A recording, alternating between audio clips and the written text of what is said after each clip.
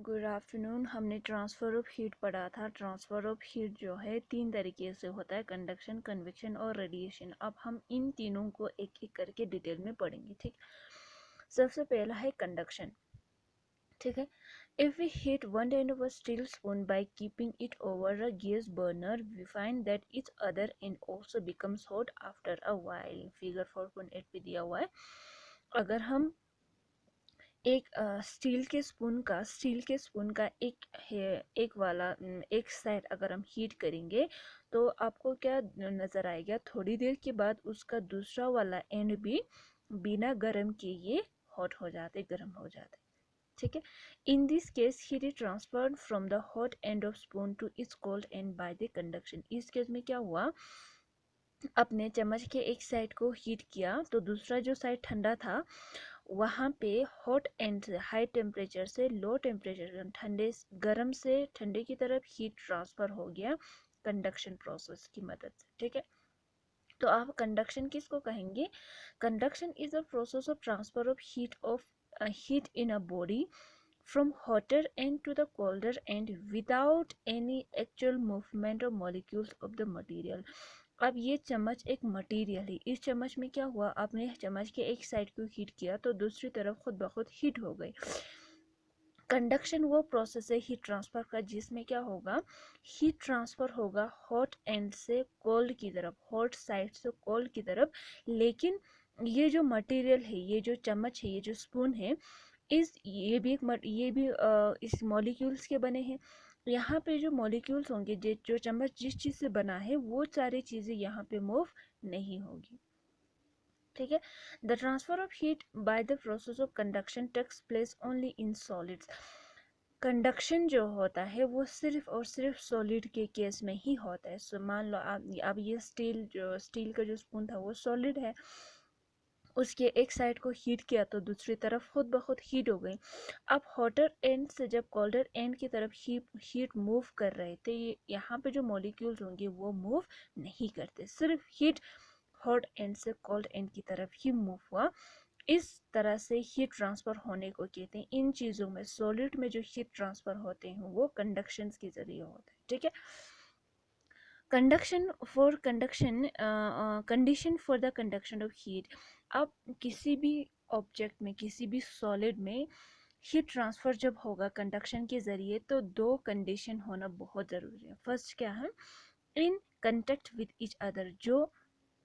जो hotter end और colder end, जिस जगह पे हॉट और कोल्ड एंड पे हीट ट्रांसफ़र होगा वो दोनों चीज़ें एक दूसरे के कंटेक्ट में होना चाहिए। अभी ये चम्मच था, एक साइड ठंडा था, दूसरे साइड को आपने गर्म किया तो गर्म वाला और ठंडा वाला जो हिस्सा है, पोर्शन है, वो एक दूसरे के टच में होना चाहिए, कंटेक्ट। अगर यहाँ से अलग होते, ये बिल्कुल अलग होता, इधर दूर होते, हॉट वाला अलग होता तो यहाँ पे हीट ट्रांसफ़र नहीं होता। पहला, एक दूसरे के कांटेक्ट में होना चाहिए, टच में होना चाहिए। दूसरा, एक डिफरेंट टेम्परेचर, दोनों अलग अलग टेम्परेचर पे, एक हॉट होगा और दूसरा कोल्ड होगा। एक का टेम्परेचर हाई होगा, दूसरे का टेम्परेचर लो होगा, तभी जाके हीट ट्रांसफ़र होगा। अगर दोनों तरफ हॉट होते या दोनों तरफ कोल्ड होते तो हीट ट्रांसफ़र नहीं होते। तो एक साइड का टेम्परेचर थोड़ा ज़्यादा होगा जहाँ से हीट ट्रांसफ़र होगी, और दूसरी वाली साइड का टेम्परेचर लो होना चाहिए जिस तरफ पे ये हीट ट्रांसफ़र होगा। ठीक है, तो ये एक्टिविटी है, इसको भी आप कर सकते हो। ठीक है, तो कंडक्शन ये हो गई। अब उसके बाद materials which allow heat to pass through them quickly are called good conductors of heat. अब चीज़ों को conductor, insulator, good conductor, bad conductor, इस तरह से चीज़ों को फिर से क्लासिफाई किया जाता है। ठीक है, the material which allow heat to pass through them quickly are called good conductors of heat. वो सारी चीज़ें जिसमें से हीट आसानी से पास होती हैं, जल्दी जल्दी हीट पास होता है, इन चीज़ों को हम कहते हैं गुड कंडक्टर्स ऑफ हीट। ठीक है, जितने भी मेटल्स होते हैं, सिल्वर, कॉपर, एल्यूमिनियम, लोहा, एलॉयज जैसे ब्रास, स्टेनलेस स्टील, ये सारे गुड कंडक्टर्स ऑफ हीट है, क्योंकि जैसे आप इसको हीट करोगे तो ये जल्दी से अपने इससे हीट ट्रांसफ़र कर देते हैं। इन चीज़ों को हम कहते हैं गुड कंडक्टर्स ऑफ हीट। ठीक है, अब दूसरी तरफ the material which do not allow heat to pass through them quickly are called poor conductors of heat और इंसुलेटर। वो सारी चीज़ें जिसमें से हीट ट्रांसफ़र नहीं होता, हीट कंडक्ट नहीं होते, इन चीज़ों को हम कहते हैं इंसुलेटर या पुअर कंडक्टर ऑफ हीट। जैसे पेपर, अगर पेपर के एक साइड को गर्म करोगे तो दूसरी तरफ हीट नहीं होते। इस तरह would, leather, cloth, asbestos, brick, mud, rubber, plastic, glass, ये सारे पुअर कंडक्टर ऑफ हीट है या इंसुलेटर है, क्योंकि इन चीज़ों में से हीट पास नहीं होता, ये हीट को पास नहीं कर सकते। Air and water are also poor conductor of heat. Air और वाटर भी हीट का पुअर कंडक्टर, ठीक है। जितने भी लिक्विड्स और गैसेस होते हैं वो सारे के सारे पुअर कंडक्टर्स ऑफ हीट होते हैं। दैट मीन्स उनमें से हीट पास नहीं होते, वो हीट को पास नहीं कर पाते, ठीक है। अब use of good conductors of heat, अब जैसे यहाँ पे हमने देखा वो सारी चीज़ें जिसमें से हीट आसानी से पास होती है, इनका इस्तेमाल क्या है इन चीज़ों का। Materials which are good conductor of heat are used where heat is to be transferred first. जब भी हमें किसी हीट को ट्रांसफ़र करना हो या हीट ट्रांसफ़र होना चाहिए, उन चीज़ों उन वहाँ पे हीट ट्रांसफ़र के लिए इन मटेरियल को यूज़ करते हैं जिसमें से हीट आसानी से पास होते हैं।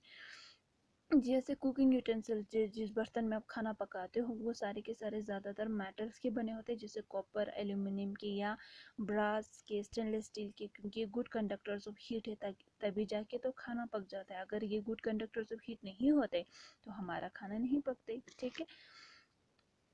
इस तरह use of poor conductors of insulator का यूज़ क्या है, insulating handles. Appliances like cooking pan, pressure cooker, electric iron, electric kettle, extra are provided with wooden or bakelite handle because these materials are poor conductor of heat. जैसे pressure cooker हो गया, electric लोहे का जो press होता है, iron होता है, इलेक्ट्रिक केटल, इन सभी चीज़ों का जो हैंडल होता है जिससे आप पकड़ते हो वो या तो वुड का बना होता है या तो वो एक स्पेशल प्लास्टिक है जिसको बेकेलाइट, इसका बना होता है, ठीक है। क्यों, क्योंकि ये पुअर कंडक्टर ऑफ हीट, ये इसमें से हीट पास नहीं होती। जब इसमें से हीट पास नहीं होंगी, जब हम उसको टच करेंगे अपने हाथों से तो हमारे हाथ जलते नहीं है ना। प्रेशर कुकर तो बहुत ज़्यादा गर्म हो जाते हैं, खाना अच्छे से पक जाता है, लेकिन इसका handle poor conductor of heat है, इंसुलेटर है, जिसकी वजह से ये गर्म, जितना मर्जी गर्म करो ये कभी भी गर्म नहीं होगी। इसकी वजह से हम आसानी से उसको उठा के इधर उधर कर सकते हैं। लेकिन अगर ये गुड कंडक्टर ऑफ हीट होते तो हमारे हाथ जल जाते, हम इसको नहीं पकड़ पाते। इसीलिए प्रेशर कुकर के, फ्राई पैन के, इलेक्ट्रिक केटल के, आयरन के, जो इलेक्ट्रिक आयरन होते हैं उन सभी का हैंडल बेकेलाइट का या वुड का बना होता है, ताकि हीट जो है इन चीज़ों से पास ना हो, ताकि हम आसानी से इनको उठा सकें हैं अपने हाथों से, ठीक है। दूसरा है false ceiling. False ceiling generally made of plaster of Paris, जो आपका छत होता है ना, ठीक है, वो प्लास्टर ऑफ पेरिस एक केमिकल है उसका बना होता है। एस्बेस्टॉस या वुडन प्लाईवुड का बना होता है, आपने देखा होगा अपने घरों पे भी जो छत पे वुडन या प्लाईवुड डाला होता है, ठीक है। Provided a thin layer of air between the two ceiling which keeps the room warm during winter and cool during summers. ये जो छत है इन दोनों लेयर्स के बीच में स्पेस छोड़ा जाता है ताकि वहाँ पे हवा आए, ठीक है। जब हवा वहाँ पे फिलअप होगा तो उस एयर है इंसुलेटर, ठीक है।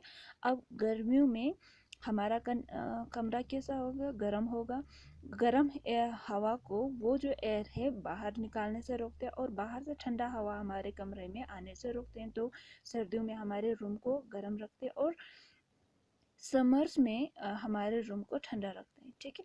जो एयर है इन दो सीलिंग्स के बीच में ये इंसुलेटर और पुअर कंडक्टर ऑफ हीट है, तो इसकी वजह से हीट का ट्रांसमिशन होना वो रोक देते हैं। गर्मियों में बाहर बहुत ज़्यादा गर्म हवा होता है ना, तो बाहर से अंदर की तरफ आएगा तो आ नहीं पाएगा, क्योंकि एयर क्या है, इंसुलेटर है। और सर्दियों में अंदर गर्म है तो उस एयर को बाहर निकालने से रोकता है, इसीलिए ये इंसुलेटर, ये जो एयर है इंसुलेटर का काम करता है, ठीक है। तो यहाँ तक अच्छे से पढ़ना। अब ये हो गया सबसे फर्स्ट वाला कंडक्शन के बारे में, ये एक्टिविटीज़ पढ़ना है क्योंकि इसमें से आपको और सारी चीज़ें और अच्छे से समझ आ जाएगी, ठीक है।